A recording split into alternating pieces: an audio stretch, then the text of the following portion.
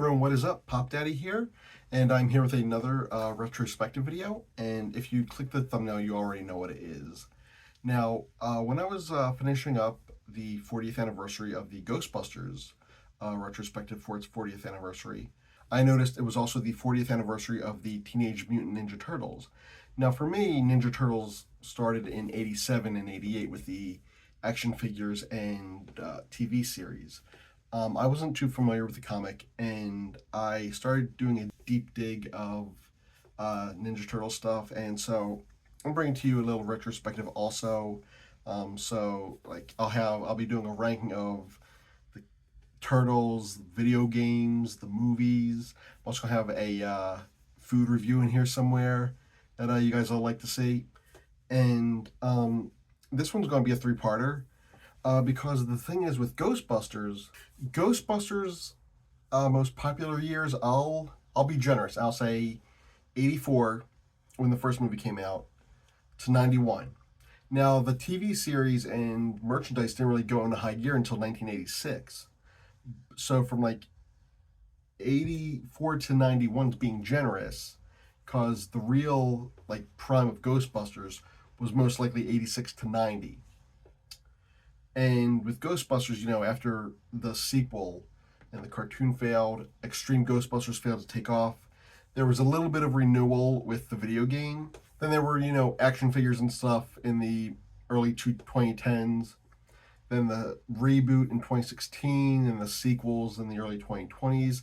But it was never as big as it was in the mid-'80s, or late 80s, as big as it was in the late 80s. Ninja Turtles, on the other hand, the closest it had to a dead time was from 97 to 2003. And I'll get to that later. But aside from that, whenever Turtle stuff came out, it was always immensely huge.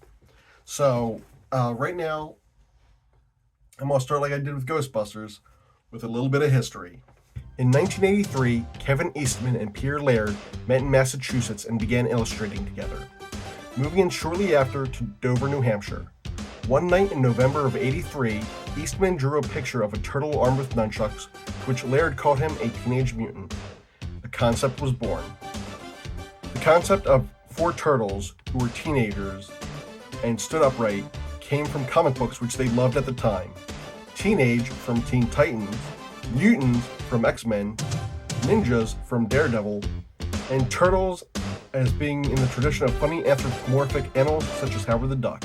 Speaking of Daredevil, a fun fan theory is that the accident that caused Matt Murdock to go blind, the chemical that got splashed in his eyes, was the ooze that turned the turtles into the Teenage Mutant Ninja Turtles.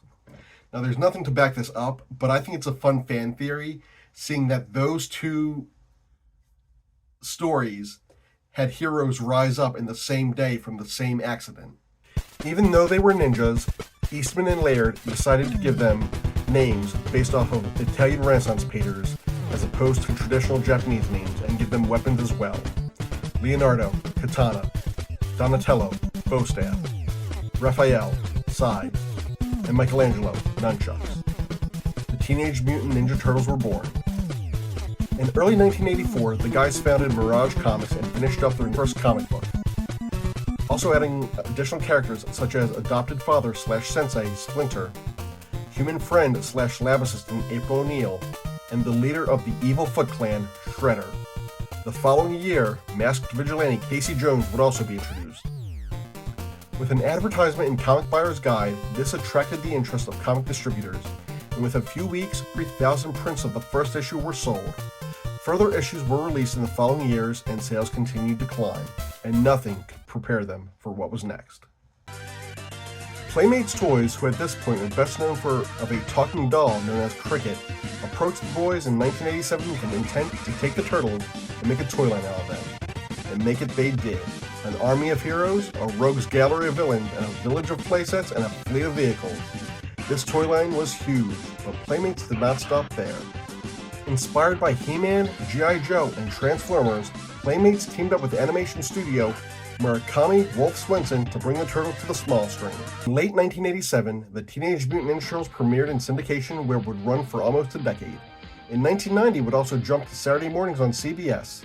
Aside from their love of pizza and catchphrases, which would stick to the Turtles to this day, two other things would added that would stick. Different colors, which were introduced in the toy line, and personalities. Leonardo, blue, leader. Donatello, purple, brains. Raphael, red, hothead. Michelangelo, orange, jokester. They also gave the Turtles a friendlier image and softer look to appease both parents and networks. They also toned down the violence, took away the cursing, and made the bad guys look not as scary.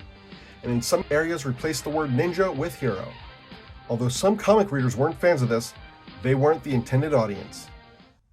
In 1989, Turtles expanded to another form of entertainment, video games, with Konami at the helm, known for games such as Contra and Frogger, tried to make it somewhat more of an open-world side-scroller, such as a chapter of their Castlevania series. This was the model they used for the home version.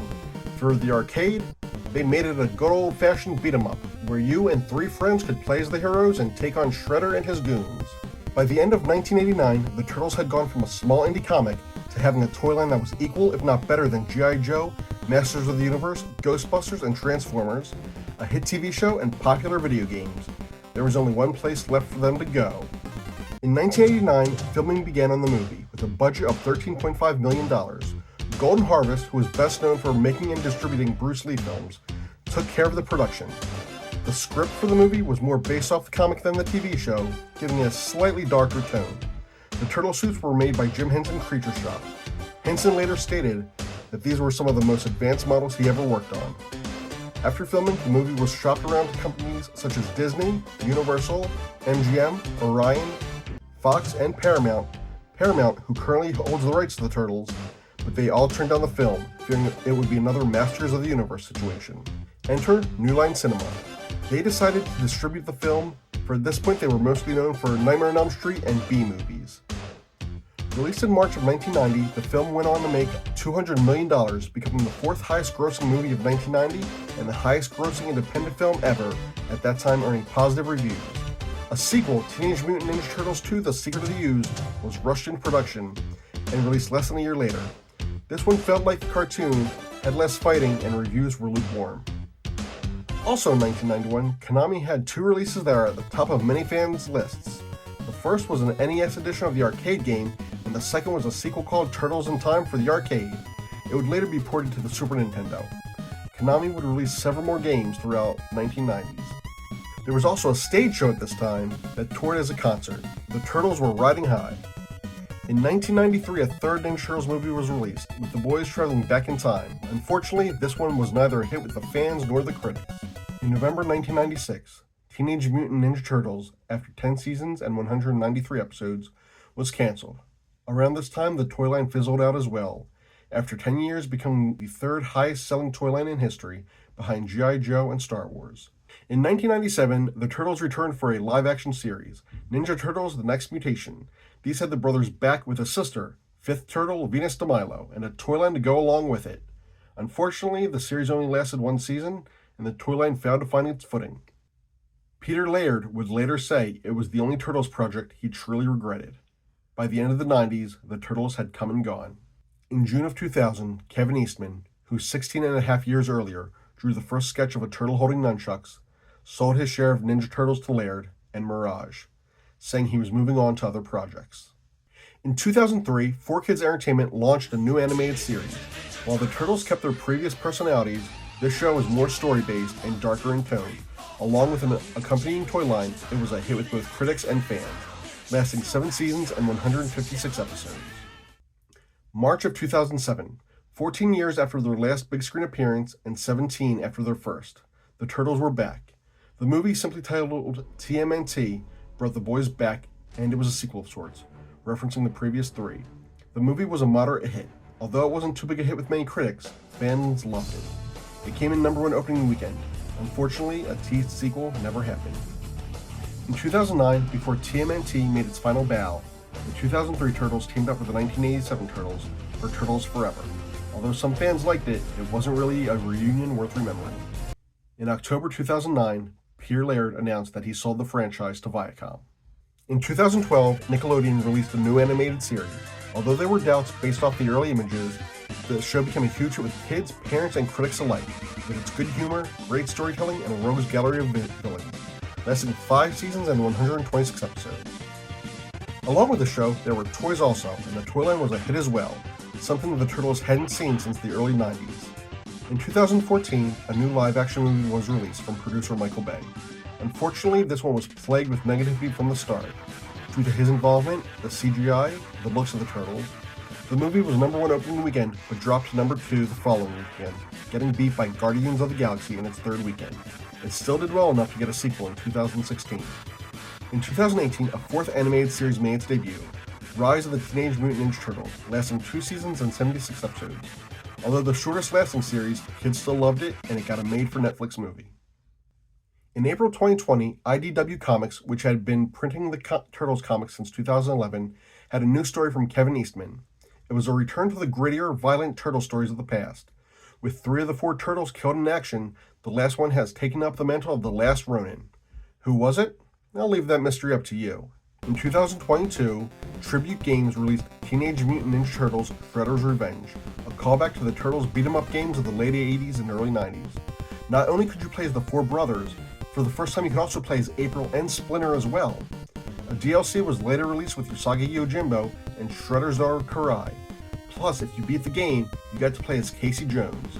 With challenge levels, different skins for each character, this game had major replayability value. Most recently, in August of 2023, the latest Turtles movie, Teenage Mutant Ninja Turtles Mutant Mayhem, was released to both positive reviews from both fans and critics, with a follow-up animated series to debut in summer of 2024. Okay, so we're going to end it right there. So now that you know the history of the Turtles, I can get more into things in the next episode. In the next episode, I'll be doing my rankings for all the Turtles media projects, except for the TV shows. But I do thank you for sticking around, and I hope you found this informative if you're a Turtles fan or if you're just an entertainment fan. And I will see you soon. Peace.